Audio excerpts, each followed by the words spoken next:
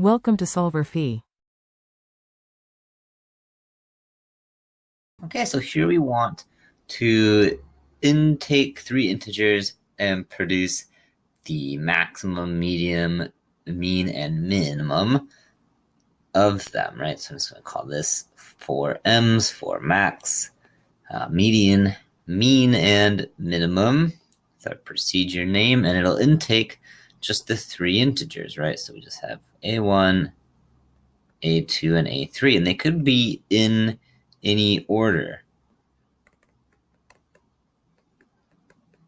All right, so the first thing we want to do is initially define our minimum and maximum, right? So we're just going to set them each to the first element in our list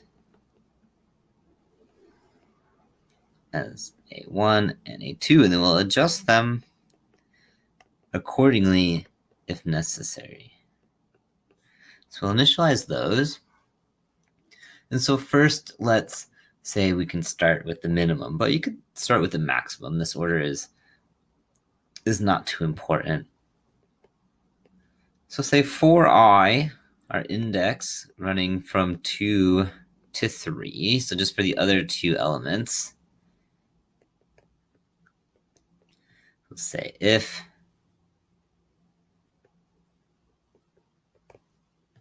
AI is less than the minimum,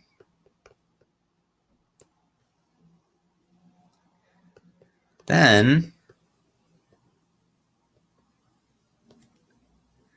we'll reset our minimum to that value. So basically, if A2 or A3 is less than A1, it gets adjusted here. Okay, and so while we are at it,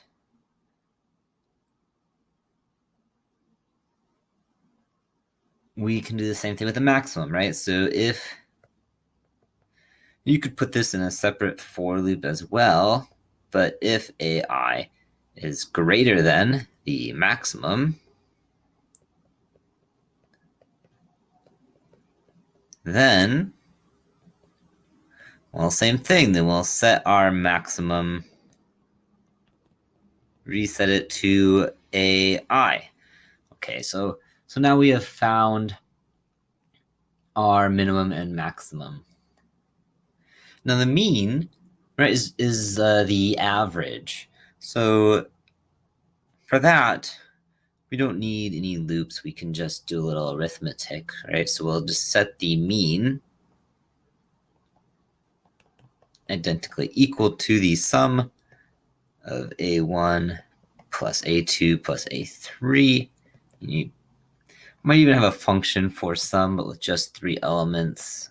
Sometimes just writing it out is just as simple and quick. And we'll divide it by the total number. And again, you can always, if your list were defined, use a length function. But for just three elements, this is nice and simple. And so the last thing is the median, which is the middle value, right? So it has the property that it is between the minimum and the maximum.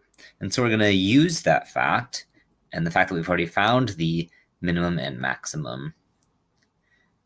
And perhaps let's fit it over here on the right. So the next step, we'll move up here.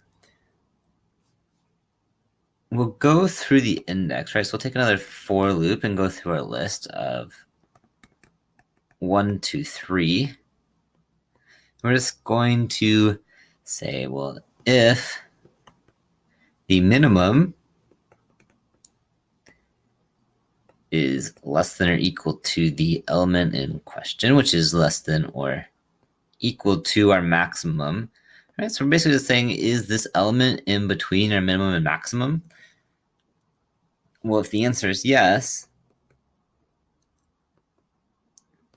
then we'll set the median, so the median equal to AI. Okay, and so now we've found each of these things, right? So we have our minimum and maximum, our mean, and our median. And so the last thing to do, of course, is return everything. So return min, or whatever you call that variable, max.